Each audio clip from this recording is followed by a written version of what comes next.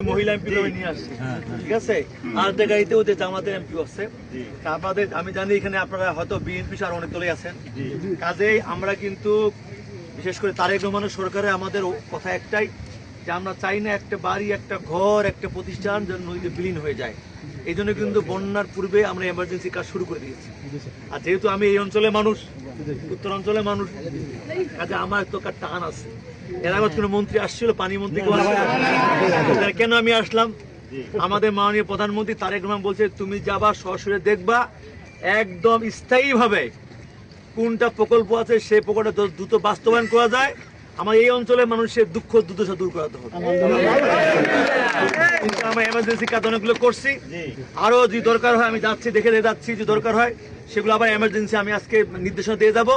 আর যে প্রকল্প দুইটা আছে আমাদের এখানে এই ব্রহ্মপুত্রের উপরে, সেই প্রকল্প দ্রুততার সঙ্গে আমরা কাজ শুরু করে বাস্তবায়ন করতে পারি। যদি আমরা ওই ব্লক দিয়ে করতে পারি তাহলে আর ভাঙন হবে না, তাই না? একটা প্রায় 900 কোটি, একটা প্রায় 800 কোটি আমি দেখতে আসি। আপাতত ঠেকানোর জন্য জিও, আর স্থায়ীর জন্য ব্লক। পানি গভীরতা দুঃখ জান শিলমারিবাসী দুঃখ, ঠিক আছে।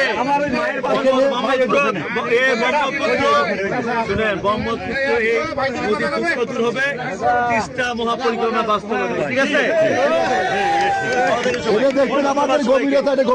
আমাদের 40 ফিট 60 ফিট গভীরতা, এখানে 40 মিটার পর্যন্ত গভীর, ঠিক আছে। আমাদের মাননীয় প্রধানমন্ত্রীর পক্ষ থেকে আপনাদের সবাইকে ধন্যবাদ দিলাম, কৃতজ্ঞতা দিলাম, ওনার পক্ষ থেকে আপনাকে সবাইকে সালাম দিলাম, ঠিক আছে।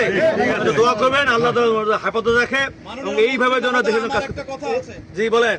এই যে সামনে যে চরটা দেখা যাচ্ছে, চরের সামনে আরেকটা পিটুসে চর পড়ে গেছে।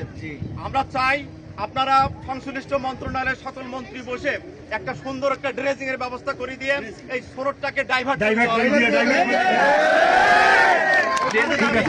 ড্রেজিং এর কাজ কিন্তু আমাদের মন্ত্রণালয়, বুঝছেন, নৌ পরিবহন মন্ত্রণালয়। তারপরও শুনে, তারপরও আপনাদের বিষয়গুলো আমাদের, যেহেতু আমি ডিজি সাহেবকে নিয়ে আসছি, ইঞ্জিনিয়ার সিভিলিয়ারকে নিয়ে আসছি, তত্ত্বাবধায়ক প্রকৌশলীকে নিয়ে আসছি, একজন ইঞ্জিনিয়ারকে নিয়ে আসছি, আমাদের ডিসি মহোদয় আছেন, সবাই দেখছেন। এই যে আপনার যে কথাগুলো বললেন, অবশ্যই আমরা এগুলো রিপোর্ট করব এবং সেই হিসাবে কাজগুলো করব, ঠিক আছে। খালি মনে রাখবেন আমার সরকারের মেয়াদ কেবল 5 মাস পার হয়ে লাগে, 17 বছর দেশটা শেষ করছে। এই কাজ করার কারণে শুনেন, আমি তো বলছি আমাদের মাননীয় প্রধানমন্ত্রী বলছে আমরা দুর্নীতিকে প্রথমে সহনীয় পর্যায়ে নিয়ে আসবো, পর্যায়ে নিয়ে দেবো, ঠিক আছে।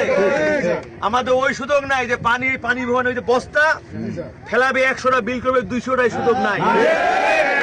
ওজন দিবে 175 কেজি, 160 কেজি দিতে পারবে না, 175 কেজি দিতে হবে। এইগুলো প্রত্যেকটা জিনিস আপনারা বুঝাই নিবেন। এই প্রত্যেকটা টাকা আপনার, আপনি আপনার টাকা, সরকার মানে কি জনগণ, তাই না? কাজেই প্রত্যেকটা কাজ আপনারা একদম বুঝাই নিবেন, আপনাদের নৈতিক দায়িত্ব এবং কর্তব্য, ঠিক আছে। কথা দেখেন, খালি ইঞ্জিনিয়ারের উপর আর ঠিকাদার উপর ছেড়ে দিয়েন না। ওনারাও পরিশ্রম করতেছে স্যার, সেটা হলো ওনারাও না সে ঠিক আছে, কিন্তু ওনাদের উপর ছেড়ে দিবেন না, আমাদের দায়িত্ব আছে, ঠিক আছে। সেই দায়িত্ব পালন করবে, ঠিক আছে। ইনশাল্লাহ সবাই ভালো থাকবেন, সুন্দর থাকবেন, ঠিক আছে। আসসালামু আলাইকুম। আসসালামু আলাইকুম।